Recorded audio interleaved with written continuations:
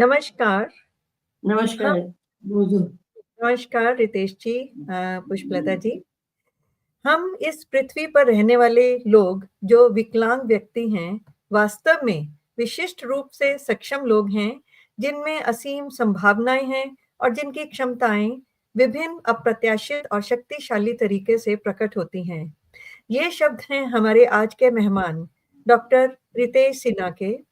नमस्कार। Women TV India के कार्यक्रम स्पेशल मदर सुपर सन में स्वागत है आप सभी का दिल से। दोस्तों, आज नेशनल यूथ डे के दिन हमारे विशेष कार्यक्रम के विशेष अतिथि हैं super son doctor Ritesh Sinha, a capable person with cerebral palsy, author, poet, researcher and much more, and his special mother, Dr. Pushpalata Sinha, a scientist, a teacher, a fighter, and a determined mother. Doctor Ritesh Sinha एक बहुआयामी व्यक्तित्व हैं। कुछ शब्दों में इन्हें परिभाषित करना संभव नहीं है। कवि, मुद्रोलॉजिस्ट, लेखक, यूट्यूबर, विश्व रिकॉर्ड धारक और जाने क्या क्या। डॉक्टर सिन्हा की उपलब्धियां पारंपरिक मान्यता से बहुत आगे जाती हैं। He is able to achieve a lot and struggling to achieve high scores, as he is sure that individuals with CP possess extraordinary capabilities. Dr. Ritesh Sinha feels that writing is a fundamental skill and connects individuals to the word of communication and expression. Scientist couple doctor R N Sinha और doctor Pushpalata Sinha के घर जन्म लिया रितेश जी ने। समाज, साथियों और समय की बहुत सी बाधाओं के बीच इनके पेरेंट्स ने दृढ़ निश्चय किया रितेश को आगे बढ़ाने का। माता-पिता और इनकी बहन अनिला की दृढ़ता और इनके प्रति असीम प्रेम के साथ मेहनत करते हुए रितेश आज यहाँ तक पहुंचे हैं। रितेश जी, डॉक्टर पुष्पलता जी, आपका स्वागत है एक बार फिर से विमेन टीवी इंडिया के इस मंच पे। बहुत अच्छा लगा आपने समय निकाला हमारे लिए और आज हम आपसे बातचीत कर रहे हैं। डॉक्टर पुष्पलता, आप जिस तरह से इन्हें आगे बढ़ा रही हैं, इनकी उपलब्धियां आगे बढ़ रही हैं, लेकिन बचपन में जब पता लगा कि आपके बच्चे को सेरिब्रल पाल्सी है, तो आपने शुरुआत कैसे की? ऐसा है कि एक हम पेरेंट्स होते हैं, जब वो बच्चा होने वाला है तो बहुत खुश होते हैं कि हाँ भी एक नया जीवन आएगा, हमारी खुशियां बढ़ेगी और हमारा लाइफ आगे बढ़ेगी। हम भी यही खुश थे कि बच्चा होने वाला है। लेकिन जो प्रेगनेंसी के दरमियान वो मुझे 9 महीने के बाद स्लो पेन रहता था। स्लो पेन रहता था तो मैं डॉक्टर को दिखाने जाती थी, वो कहते नहीं अभी टाइम लगेगा टाइम लगेगा। और उस दरमियान एमनियोटिक फ्लू रहता है, वो भी निकल गया। तो उसके बाद ये था कि उन्होंने ऑपरेशन करना चाहिए था, सिसेरियन, वो उन्होंने नहीं किया। उन्होंने उस समय चलती थी फोर्सेप्स डिलीवरी, जो फोर्सेप्स से बच्चे को खींच के बाहर निकालती थी। तो उस फोर्सेप डिलीवरी के दरमियान कहीं ना कहीं उसके सर पे चोट लगी। तो जब बाहर आया बेबी, तो उसके सर में स्वेलिंग थी और ब्लू बेबी था, वो रोया नहीं तुरंत। और उन्होंने कुछ ऑक्सीजन देने में भी देर की, तो जिसकी वजह से उसको दूध सकल करने में या नॉर्मल एक्टिविटी, कोई एक्टिविटी नहीं थी उस समय, बिल्कुल ही पड़ा रहता था। दूध सकल करता था सिर्फ रात में। तो उसके बाद ये हुआ कि चलो भाई किसी तरह दूध पिलाना है बच्चे को। तो मैं दिन भर चम्मच से उसको दूध पिलाती रहती थी। दूध मेरा काम 2-2 घंटे में दूध पिलाती, और वो होता कभी दूध हजम हुआ या कभी तो वॉमिटिंग कर देता था। ऐसे करते करते करीब 6 महीने हो गए, 8 महीने हो गए, कोई मूवमेंट में बहुत ब्यूटीफुल था, बहुत सुंदर था। तो लेकिन ये था कोई मूवमेंट नहीं, ना हाथ पैर हिलाना ना कुछ। फिर हम डॉक्टर को दिखाने गए यहाँ लोकली हॉस्पिटल, सिविल हॉस्पिटल। वो मुझे कहते हैं कि आपको ना बच्चे को बैठाना करना नहीं आता, आपको पालना नहीं आता, उसको ऐसे बैठाओ वैसे बैठाओ। लेकिन वो हमें ठीक नहीं लगा कि ये जो कह रहे हैं कि बच्चा तो अपने आप ही सब बैठने लगता है, सब कुछ करता है। फिर हमने सोचा अब कहीं और दिखाएं। तो फिर हम दिल्ली, पटना, बड़ौदा, बहुत सारी जगह इसको दिखाने लेके गए कि क्या है भी ऐसी, क्या प्रॉब्लम है इसके साथ। तो करीब करीब 11 महीने का 12 महीने का था तो हमें पता लगा कि इसको सेरेब्रल पॉल्सी है।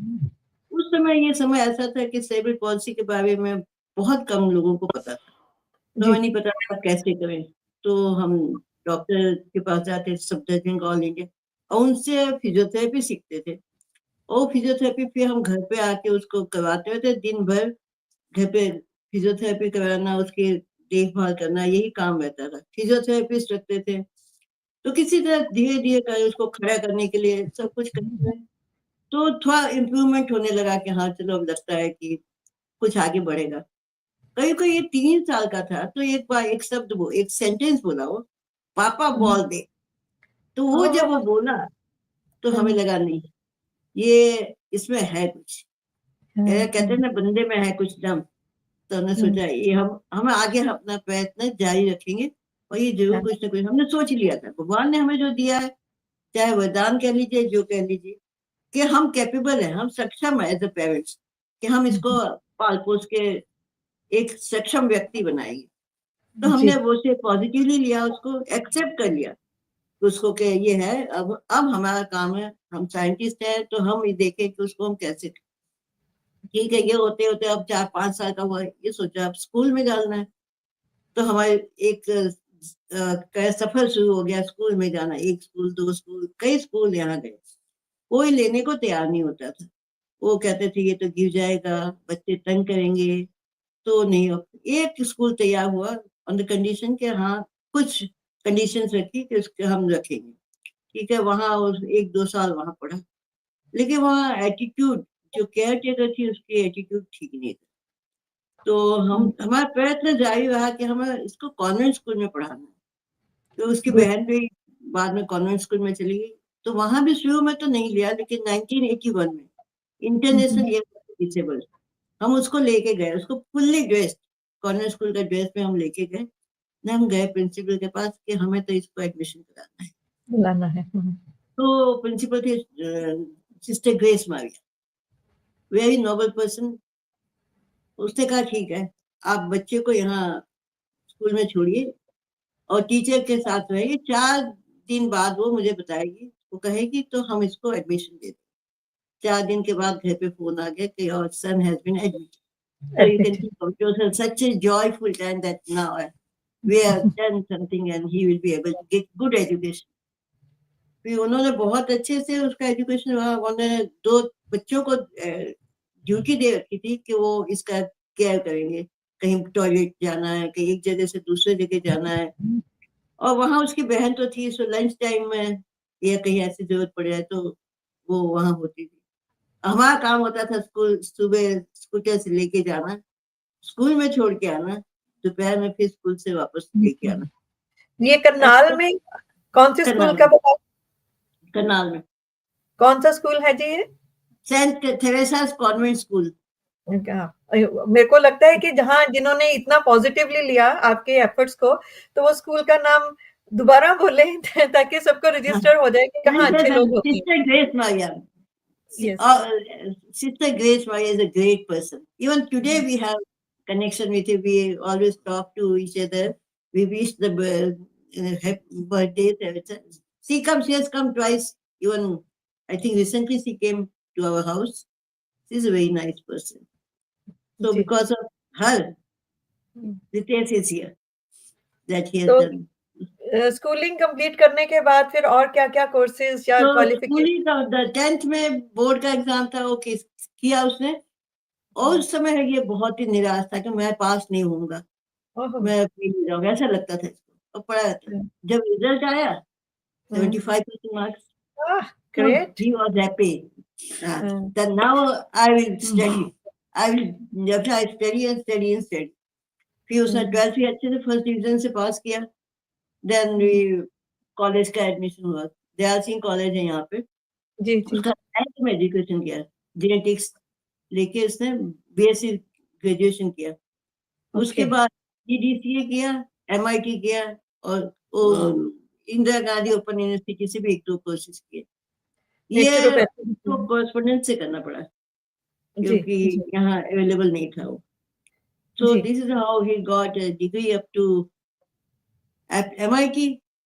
अच्छा। Then we were looking for job. Job तो कोई मिल नहीं रही थी। अच्छा। 1-2 जगह पे बहुत, मतलब premium institute, I will not name, in one he stood second, in another he was first, where he was not given job, saying that he is a handicap. How he will go upstairs? Absolutely, there was no need to go upstairs because computers were on the ground. So then we thought, now what to do? He can't sit like this. So doing between computer came during अच्छा his college time. जी फिर वो college वहां गया, अपने आप चला जाता था। इसने एक साइकिल बनाई थी अपने, वो बताएगा, खुद ही बताएगा। तो उस जी जी साइकिल से कॉलेज जाता, हम्म, स्कूल से कॉलेज या घर से कॉलेज जाना, कॉलेज से इंस्टीट्यूट जाता था। अब वहाँ जी कंप्यूटर सीखता था। फिर उन्हें वो हम्म, कंप्यूटर कोर्स कंप्लीट किया। तो इसको लगा, हाँ नाउ आई एम टू, मैं बिल्कुल इंडिपेंडेंट हो गया।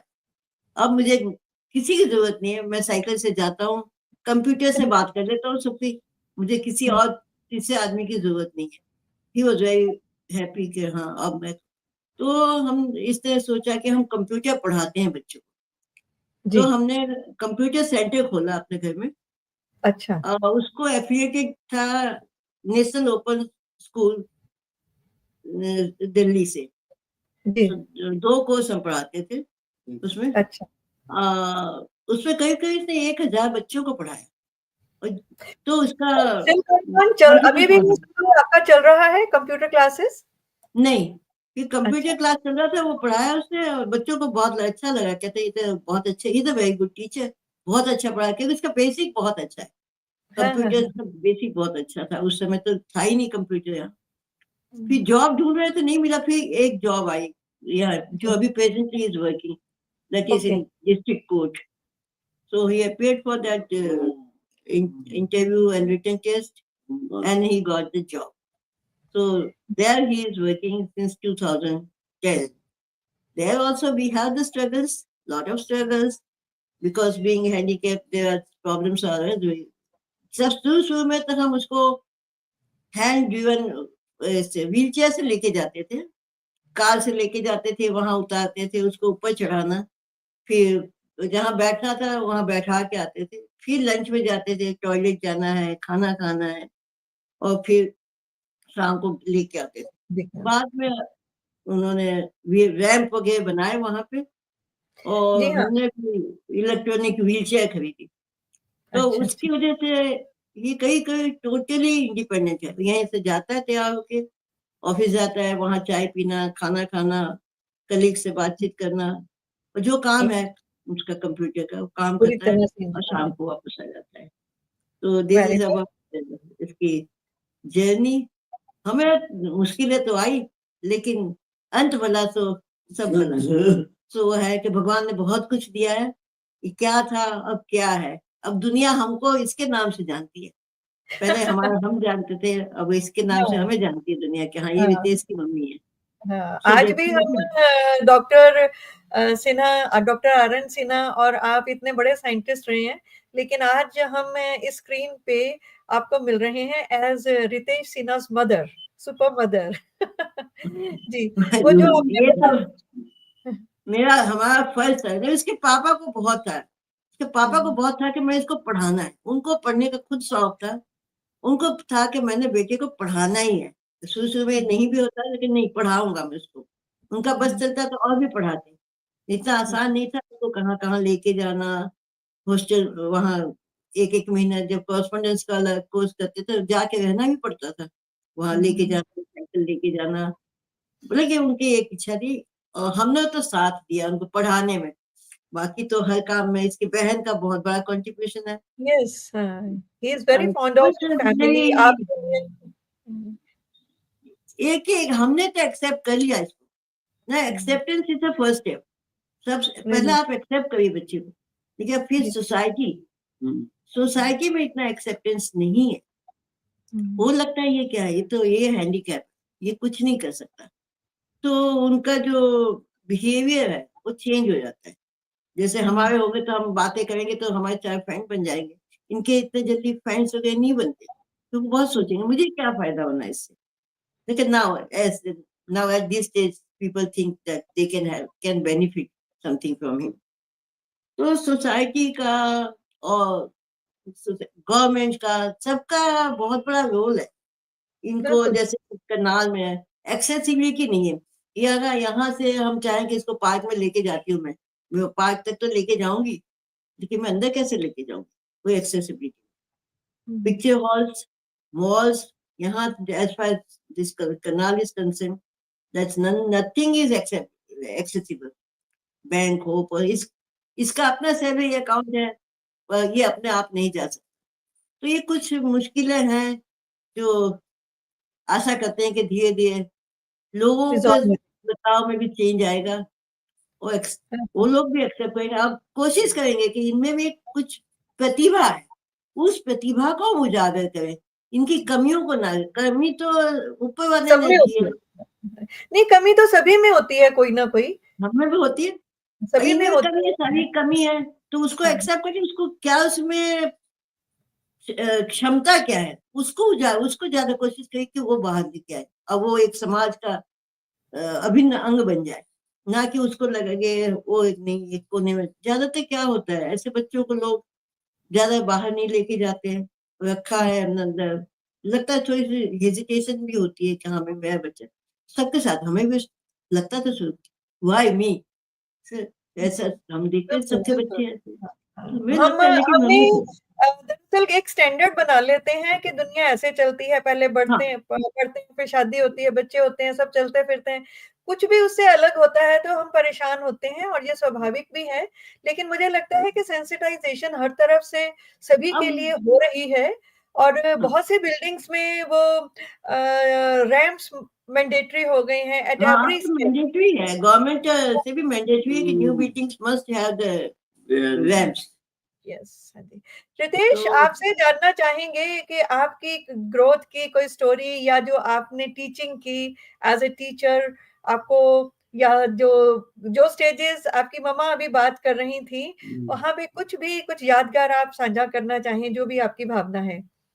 मैं एक बात से जाऊंगी कि मैं पहले स्कूल में जब कॉन्वेंट स्कूल में था, तो एक बार मैं फ्री टुकड़ी फंक्शन चला था, हुँ, तो सब बच्चे गए हुए थे प्रैक्टिस करने के लिए। मैं ऊपर था, हुँ, तो हुँ। पहले मैं सीढ़ी गया खिड़की के पास, फिर मैं खुद सीढ़ी से उतर के नीचे आ गया। फिर मैं भी देखूं क्या चीज है। कैसे? लोगों ने लोगों ने कहा कि कमाल है, तेज तू नीचे आ गया, मैं ये सीढ़ी आ गया।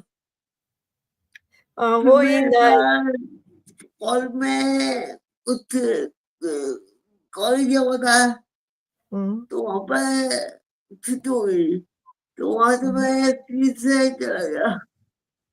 वो कैसे चलाई है, यहाँ से करीब करीब 7-8 किलोमीटर दूर है, नहर के हुँ, पार करके। हाँ, हाँ, तो बच्चे जा रहे थे, हुँ। तो ये कहता मैंने भी जाना है। तो वे कैसे जाएंगे, कहता मैं तो साइकिल से जाऊंगा।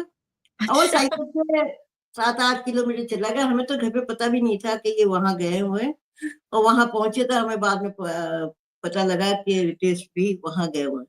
इसी तरह एक बार ये यहाँ से उचानी, यहाँ है जगह, वहां पे HAU का कैंपस है, हिस्सा एग्रीकल्चर यूनिवर्सिटी। वहां पे इसका एक फ्रेंड इसके साथ पढ़ता था हुँ, हुँ। कॉलेज में। तो किसी को बताया बिना हाईवे से ये चले गए, हाईवे से उसके घर चले गए, और डूइंग दैट हाईवे पे इनकी साइकिल भी उलट गई, ओहो! हमें नहीं पता था। तो हुँ, वहां गए तो फिर वहां से फोन आया कि रितेश यहाँ आया हुआ है। हम उस फैमिली को भी नहीं जानते थे कि ये हुँ, कहाँ, हमने पता किया कौन है कहाँ है। फिर हम वहां हुँ, गए, तो फिर उसका दोस्त भी वापस उसको साइकिल पे लेके आया, और यहाँ तो ऐसे ऐसे कारनामे भी करते थे। 10 हाँ, किलोमीटर एनएसएस का प्रोग्राम होता था कॉलेज से, यहाँ से 10 किलोमीटर दूर है, 10 डेज अच्छा। प्रोग्राम। वो हुँ, डेली हुँ, साइकिल से जाता था और साथ वहां से आ जाता था। 20 किलोमीटर मिनिमम ही यूज्ड टू ड्राइव। हुँ, हुँ, हुँ। वो साइकिल तो खुद ही बताएगा, इसने खुद ही बनाई थी। हाँ, वही एक जो आपका बारे में मैंने बहुत पढ़ा, जो उसमें मेरे को दिखाई नहीं दिया वो पार्ट, आप दोस्तों के साथ मिलके बहुत शरारतें भी करते हैं, हाँ, एडवेंचर भी करते हैं पिक्चर और हॉल एंड चले योर जाते थे। Friends are your strength all they know, it's not only your family, your friends are also your strength. तो पता लग रहा है। जी, मैम तो ट्राइसाइकिल कैसे बनाई आपने? जी, हाँ। क्या मैम? क्या पूछे? मैंने कहा क्या वो पूछना है? पहले आप जो बता रहे थे वो बताइए। मैं दादा की तरफ से हम भी एक पार्ट ऑफ सोसाइटी है, हमें हर चीज चाहिए सोसाइटी होती है। वो कहते हैं कि हम एक सोसाइटी के एक पार्ट है ना, हमें हर वो चीज चाहिए जो बिल्कुल, आपकी रिलेटेबल है। मुझे हर बिल्कुल, चीज है, हमारी फीलिंग्स भी वैसी है जैसे कि हाँ, आपकी फीलिंग्स है। बिल्कुल, बिल्कुल। हम बच्चे हैं तो बच्चे की फीलिंग्स है, बड़े हुए हैं, एडोलेसेंट हुए, क्या क्या टीनेजर, हमारी वो भी बिल्कुल, फीलिंग्स है। लेकिन हाँ, सोसाइटी क्या सोचती है कि इनकी कोई फीलिंग्स नहीं होती, इनको कोई जरूरत नहीं है। देखिए, उनको भी ये सारी फीलिंग्स है और वो भी चाहते हैं कि हमें भी वो सब कुछ मिले जो आप एज नॉर्मल। एडोलेसेंट आपका क्या रहा था? स्कूल में थे, कॉलेज में थे, तो you had a good friend circle और खूब अच्छे से आपने पढ़ाई भी की, ग्रो किया। That's really marvellous. जी, तो मम्मा भी आपकी बता रही हैं वो जो आपने ट्राइसाइकिल खुद क्रिएट की अपने लिए, वो कैसे आइडिया आया, कैसे बात वो तो पहुंची? ये यूजीसी का प्लान दे रहा था मैं, हाँ, यूजीसी प्लान में देते देते आ जाएगी, अब से कराता हूँ। फिर दो साल के बाद मेहनत लगी, फिर उसे साइकिल बनाई। अच्छा, वो सब में मतलब टाइम बहुत लगा, क्योंकि क्या धीरे-धीरे। मुझे अवेलेबल नहीं था, ज्यादा एक्टिविटीज करना अवेलेबल नहीं थी, तो इसलिए टाइम ज्यादा लगा। वही कह रहे कि इनको ये पहले यूजीसी का प्रोग्राम आता था 4 बजे 5 बजे सुबह। हाँ जी, हाँ जी, हाँ जी, आई गेट इट, हाँ तो जी, उसमें उसने कहीं देखा कि एक रिक्शे हाँ, वाला रिक्शे को मॉडिफाई करा था, तो इससे हाँ, सोचा हाँ, मैं अपने लिए साइकिल क्यों ना बना लूं। बिल्कुल, तो एक बिल्कुल। दैट ट्राइसिकल इज़ मंगाई आल्सो गई ट्वाइस। दिल्ली से, हाँ, उसको तो इतना मॉडिफाई किया उसने। क्रिएटिव माइंड है आपका, इतना क्रिएटिव माइंड है कि दूसरों को देख के आप आगे चीज़ें चलाने लगते हैं। इसके साथ ही आपका फ़िलॉसफ़ी में जो इंटरेस्ट है, lifepositive.com पे आपके आर्टिकल्स आते हैं, आप लिखते हैं उनके लिए, तो वो उन आर्टिकल्स के बारे में कुछ बताएँ, जो भी आप कोट करना चाहें। मैंने 1-2 कोट्स उसमें से पढ़े भी थे, लेकिन आप अपनी तरफ से जो भी उनके बारे में बताना चाहें। मैं ये मेरे को बहुत अच्छा प्लेटफॉर्म दिया है, जी, लाइफ पॉलिसी ने, ये आप अपने विचार डाल सकते हैं। जैसे हाँ, मैंने किसी पीस के पर सक्षम प्रतिभावान व्यक्ति, मतलब आप हमको पेपर में पढ़ के टॉपिक देखो, ना कि हम कुछ ऐसे ही है। और हुँ, डिसेबल है, डिस्टिंक्टली एबल पर्सन। यस, हुँ। ये जी, जी। ये रितेश, आप आपका एक आर्टिकल है जिसमें आपने लिखा है about holding A pencil offers a practical and effective solution for individuals with CP and other nervous system challenges। तो ये क्या आपका जो आप मुद्रालॉजिस्ट हैं उससे जुड़ी हुई चीज़ है या हाँ, जी, आता में जब पेंसिल पकड़ते ना, हुँ, वायुमंडल के फॉर्म में, यस, तो हाँ, समझ गई मैं। वो चीज, ये वायु मुद्रा है। जी, हाँ इसमें जी, हम पैसे डाले तो हुँ, इससे आता है कि हमारे बॉडी स्टिफनेस वो कम होती है, हुँ, प्लस जितनी भी नर्वस प्रॉब्लम्स है, चाहे पार्किंसंस है, हाँ, एनी हाँ, मेंटल डिजीज, उन सबको जी पकड़ना चाहिए, जी। उससे इम्प्रूवमेंट होती है। उसी पे आपने बात की। हाँ जी, हम्म। हाँ जी। तो आपने के जो इसलिए और भी हाँ जी, इसलिए मैंने कहा रितेश लॉ ऑफ रितेश मुद्रा मैंने डेवलप किया है। हाँ, हाँ, मैंने हाँ, हाँ। रेगुलर प्रैक्टिस ऑफ रितेश मुद्रा में use for possible TP and other related problems। जी, तो आपका एक और आर्टिकल है जिसमें आपने बात की है everyone is capable, everyone is unique and capable by doctor Ritesh Sinha. हाँ, जी, ये मैं सीपी के बारे में बताया है अच्छा, कि इंडिया में बहुत से सीपी लोग हैं ये बोल बाबा जिन्होंने बहुत बड़े काम किए हैं। हमारे सबसे बड़ी एग्जाम्पल है ऋषि आस्था वक्र, जिन्होंने आस्था वक्र डाली थी, उनको भी सीपी था।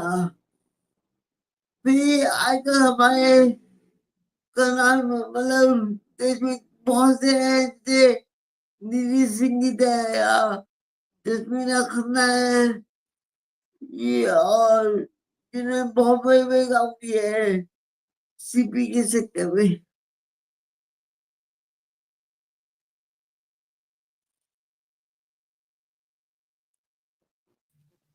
हाँ जी, ये थोड़ा सा कुछ टेक्निकल हो गया था। हाँ जी, आप बात आगे रखिए रितेश जी। मतलब बहुत से लोगों ने बड़े बड़े काम किए हैं जो सीपी के सेक्टर में है, तो इंडिया में भी ये जसमीना खन्ना है या जो अपने विवेक जोशी है, वो कोई सीपी है, या सभी चतुर्वेदी है, ये सब में काम कर रहे हैं सीपी होते हुए भी। जी, आपका एक और पार्ट मैंने आपका पढ़ा, आपका जो पावर ऑफ बीज मंत्रा है, तो इसके बारे में बताएं कि आप क्या समझते हैं और कैसे लोगों को उससे फायदा हो सकता है। मतलब जो हमारी वो वर्ड्स है, कोई भी वर्ड है, उसका इम्पैक्ट होता है। तो बी मंत्र भी मतलब हमारे वेदों में दिए हुए हैं, उनके प्रोनाउंस करने से हमें बहुत फर्क पड़ता है। जैसे एंड भी मैंने एंड, वो नर्वस सिस्टम के लिए है। तो जैसे हम मुद्रा करते हैं, अपनी मंत्र करते हैं, तो उनसे बहुत अच्छे फिट होता है। जी, जी। बहुत बढ़िया, आप हर चीज़ को समझते हैं और आगे कोशिश कर रहे हैं कि समाज में जो लोग उस चीज़ का लाभ नहीं उठा रहे, उसको उसको सुनें और उसका पूरा-पूरा फ़ायदा उठाएँ। आपने एक बुक लिखी है, आपकी जो हाँ, पुस्तक है, उसके बारे में जानना चाहेंगे, understanding cerebral palsy. I know कि इस तरह से बहुत लोगों ने किताबें लिखी होंगी सेरेब्रल पाल्सी पे, कि how do you feel you have given something new something different in this book to society? असल में हर बुक में जो दिए नॉर्मल तरीके मतलब नॉर्मल बीइंग की तरह जो नॉर्मल पर्सन उन्होंने लिखी होती है। एक साइकोपैथ जो बना था यस, उस हाँ। उसकी फीलिंग्स क्या होती है वो समझने के लिए मैंने किताब लिखी है कि उसे क्या क्या चीज चाहिए, अब वो चीज बतानी चाहिए। वो कहते हैं कि बिल्कुल, जो किताबें तो लिखी है बहुत सारी है, लेकिन एक हाँ, नॉर्मल आदमी लिखता है, तो एक्चुअली तो वो समझ पाते हैं कि सेरिब्रल पॉलिसी का क्या है। और ये हाँ, खुद सेरिब्रल पॉलिसी है, तो उन्होंने हाँ। जब लिखा तो एक्चुअली उसकी फीलिंग्स वगैरह उस टाइप से आती है ताकि वो पता लगे कि हाँ भाई ये सेरिब्रल पॉलिसी के लिए है। बाकी तो कोई देख के लिख देता है कि इसको ये प्रॉब्लम है वो problem बिल्कुल, जहाँ ज़रूरत है, जहाँ जिसने उस सारे को एक्सपीरियंस किया है, इसमें जैसे है। आप बता रहे हैं जी, किस तरह की स्ट्रगल रही आपकी, वो हाँ जी, उस पीरियड में कैसे स्कूल में एडमिशन दिलानी है। आजकल तो मैंडेटरी है, स्कूल्स मना नहीं कर सकते, किसी को हाँ, भी राइट टू एजुकेशन सभी के पास है। लेकिन ये धीरे-धीरे जैसे-जैसे हम ग्रो कर रहे हैं, तो उसमें कुछ चीज़ें अलग होती जा रही हैं और आसान भी हो रही हैं।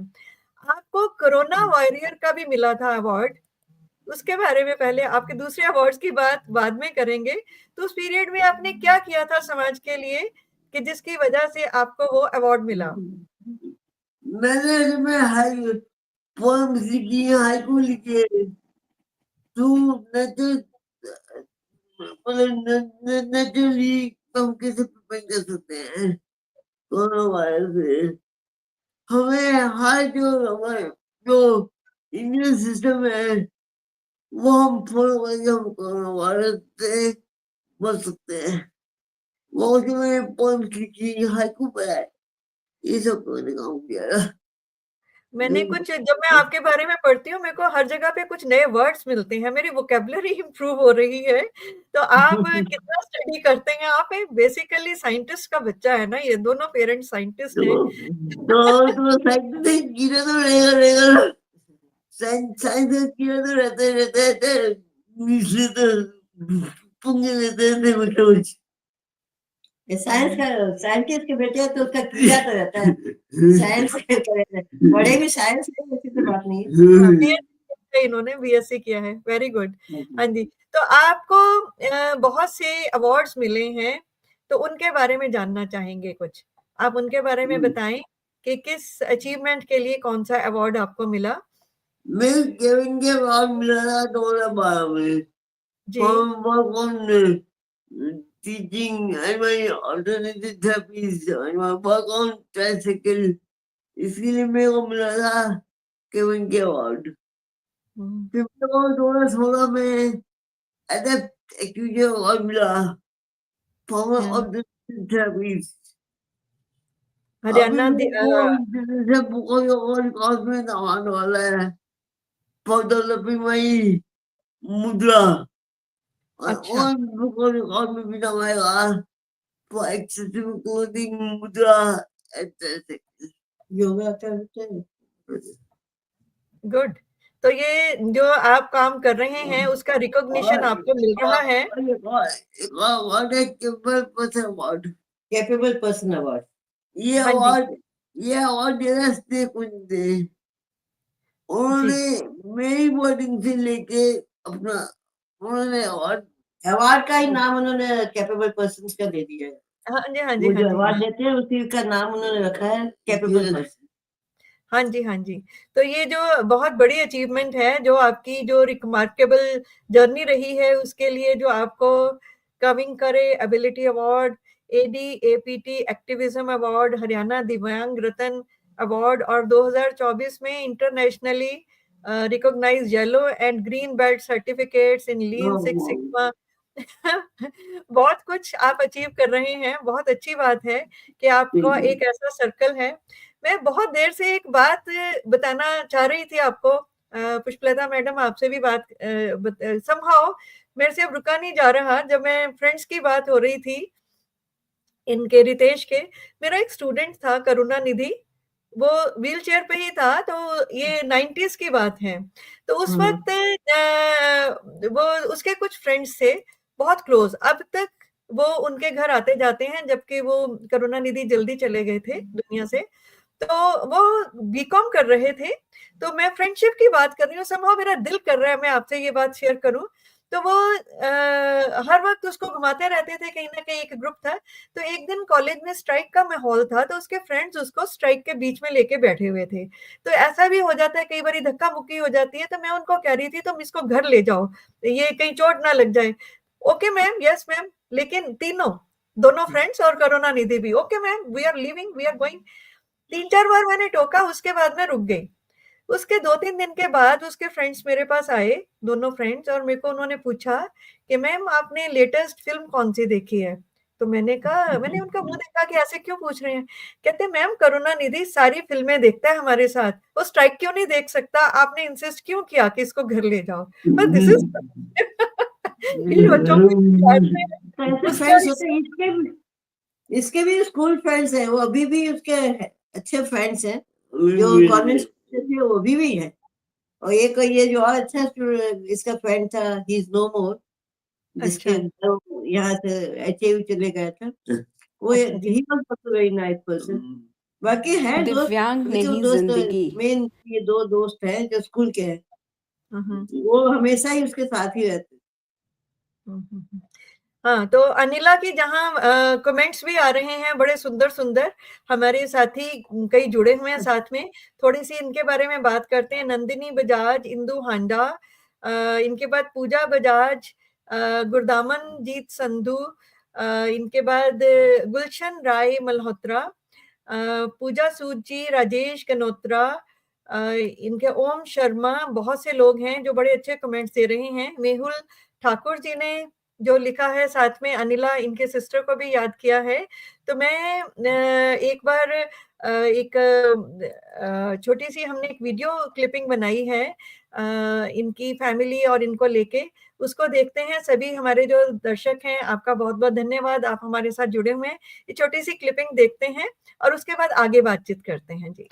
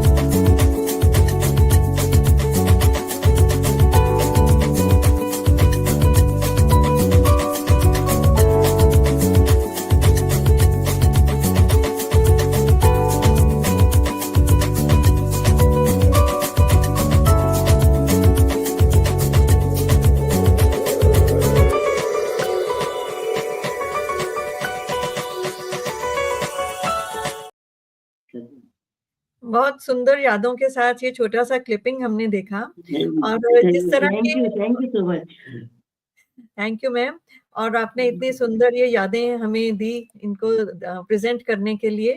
तो ये कुछ साथी हैं और जुड़े हैं अरुण कुमार अग्रवाल जी, रंजना शर्मा, ये कुछ आपके साथी हैं, कुछ मेरे जानकार हैं जो जिनको बहुत अच्छी लग रही है ये बातचीत। अलका खन्ना है, super mom of a super son. Okay, congratulations Shaunak Shah और अरुण कुमार, रंजना शर्मा, बड़े प्यार से भैया वर्ड यूज किया है इन्होंने। तो बहुत ही खूबसूरत लोग हैं जो साथ जुड़े हुए हैं और आगे हम बातचीत को बढ़ाते हैं। बहुत सारी चीजें हैं, इतना कुछ, इतना मटेरियल मैंने पढ़ा रितेश जी के बारे में कि शायद सब कुछ कवर नहीं हो पाएगा। लेकिन इससे पहले कि हम आगे बढ़े, रितेश कविता लिखते हैं और इनकी बहन डॉक्टर अनिला जो है वो उसको कहती हैं। तो दो कविताएं हम सुनते हैं इनसे, अनिला से, जो कि उन्होंने अपने प्रिय भाई रितेश के लिए और रितेश की बहुत ही प्यारी बहन अनिला ने उनके लिए बोली हैं। लिखे हुए शब्द हैं रितेश के और जो कह रही हैं वो हैं अनिला। तो हम सुनते हैं ये पोएम। डॉक्टर रितेश सिन्हा। हमारा ऊंचा है स्वाभिमान, बुलंद हमारी हिम्मत, बेशक हम हैं दिव्यांग। अपनी काबिलियत से योग्यता को बढ़ाना है, अपनी क्षमताओं को दर्शाना है। नया कौशल, नए विचार सृजन कर असमर्थताओं की दीवारों को गिराना है। समाज की संकीर्ण सोच को विश्वास से, अथक प्रयास से प्रगतिशील बनाना है। खुद रहकर बेखौफ हर बाधा को, हर क्षण की चुनौती को देना है सफल अंजाम। बुलंद हमारी हिम्मत, बेशक हम हैं दिव्यांग। खुद को खुद का सारथी बनना है, जिंदगी में जिंदगी ढूंढ जिंदगी को सफल बनाना है। उपेक्षित वर्ग को समाज के सार्थक शिखर पर बिठाना है। दिव्यांगता ने शरीर को ठेस दी तो क्या, समाज के तानों ने दिल को अनगिनत छाले दिए तो क्या। अपने दिमाग से इतिहास में हम वीरों का काम और नाम दर्ज कराना है। रितेश उठ, चल जिंदा दिली से सफर को दे लांग। आगे बढ़ बिना रुके बिना झुके। दिव्यांग नहीं हमारी जिंदगी, बेशक हम हैं दिव्यांग। बुलंद हमारी हिम्मत, हमारा ऊंचा है स्वाभिमान। जय हिंद। धन्यवाद।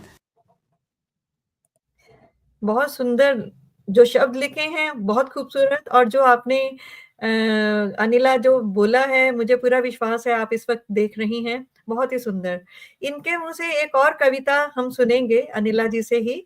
और इसके साथ ही रितेश, आपका फोन नंबर कुछ लोग मांग रहे हैं, तो should I display it here?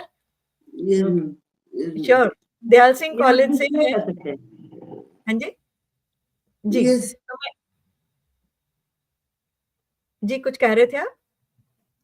आप डिस्प्ले कर सकते हैं। ठीक फोन है, नंबर ठीक। डिस्प्ले कर सकते हैं आप। जी जी जी। तो मैं एक और वीडियो दिखाती हूँ और साथ में मैं डिस्प्ले करती हूँ फोन नंबर इनका। तो इस Friends, I have penned an autopoemography as a little insight to my life and goals. Here it goes. I, Dr. Ritesh Sinha, caring, passionate nature lover, academic innovator, son of Dr. Rabindra and Dr. Pushpalata, sibling of Anila, lover of ancient Indian culture, who grew up always being underestimated by almost everyone, who works hard to transform the helplessness in disability sector, who lives and guides, letting people know that disabled people are distinctly abled people and persons with cerebral palsy are all capable persons, who is always keen and zealous to solve the problems of other distinctly abled people, and who lives his life to create a completely inclusive world. Thank you. Hope you all like it. Thank you Anila, thank you very much. बहुत ही सुंदर कविता, बहुत ही सुंदर तरीके से कही गई। अपनी कविताओं के बारे में रितेश आप कुछ कहें। मैं ये वर्ड अपना भी कौन किया autobiography. It's called by me. The words has been coined by him only. Autopornography. Huh? Autopornography word. Autopornography. Autopornography. Words. Good. Ritesh, आपने एनवायरनमेंट के बारे में भी आर्टिकल्स लिखे हैं, हाँ, तो to minimise the use of AC, minimise air conditioner usage के बारे में आपने लिखा है। मैंने पूरा आर्टिकल पढ़ा था। तो ये चीज आपका जो अवेयरनेस है टुवर्ड्स एवरीथिंग कि आपने सब कुछ कवर करना है, ये बहुत बड़ी बात है। तो यहाँ मैं चाहूंगी आप एक बार अपना मैसेज जरूर दें, जो आपका मैसेज है सोसाइटी के लिए। सोसाइटी हमारी है कि एनवायरमेंट के लिए कि आपको एनवायरमेंट बचाना पड़ेगा, क्योंकि आप एनवायरमेंट बचेंगे आप खुद नहीं बचेंगे। जब आपको पेड़ नहीं काटने चाहिए, पेड़ काटेंगे तो आप ऑक्सीजन कहाँ से लेंगे आप? You should plant trees and take care of the trees, not just plant, take care of the trees। हमको ध्यान रखना चाहिए कि प्लांट उगे ठीक से उगे, उनको कोई काटना नहीं, रास्ते के पेड़ ना काटे जाए।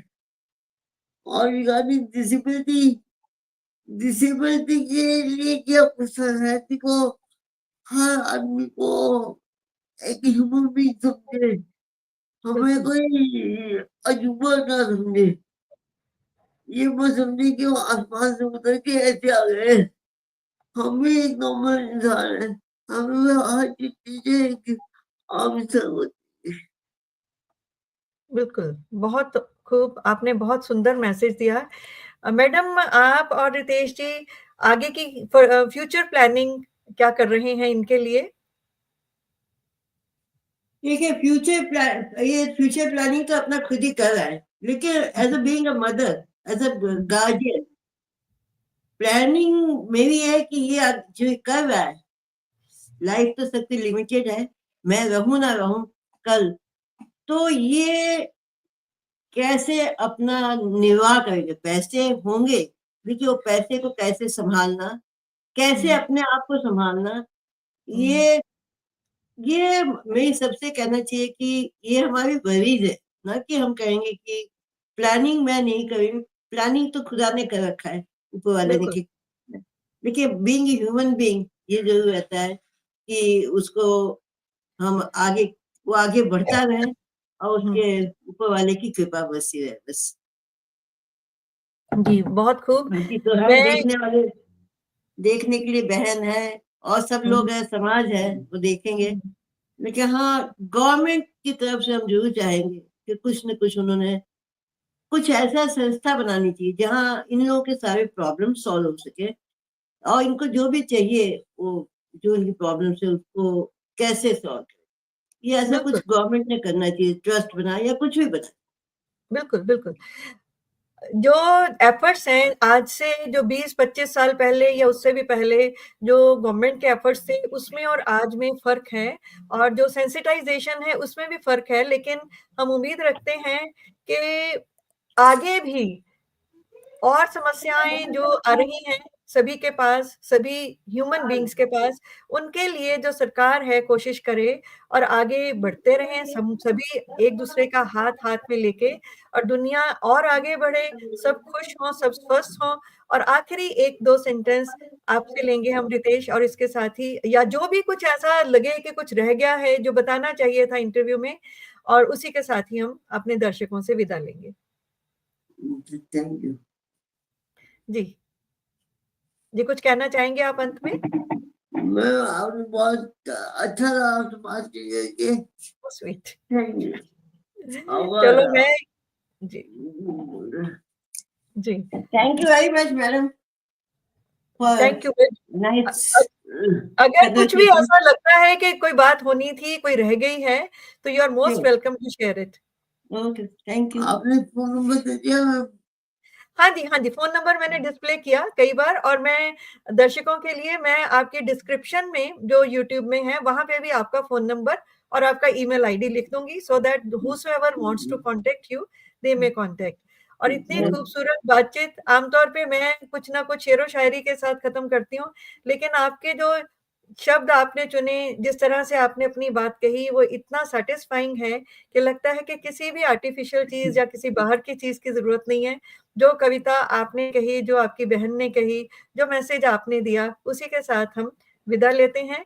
कॉन्टैक्ट नंबर मैं एक बार फिर से डाल दूँगी इसके अंदर। Thank you very much. आपने Thank हमारे लिए you. समय निकाला। Thank you. इतने खूबसूरत लग रहे हैं आप, और इसके साथ अपनी प्यारी सी स्माइल के साथ जो आपने मैसेज दिया सोसाइटी को, मुझे लगता है कि ये दूर तक आवाज़ जाएगी, और ये हमारी जो सारी इच्छाएँ हैं कि नया समाज हमारा कैसा हो, जिसमें सबको सबका साथ मिले, वो हमारी इच्छा ज़रूर पूरी होगी। Thank you very much. Thank you so much. Thank you.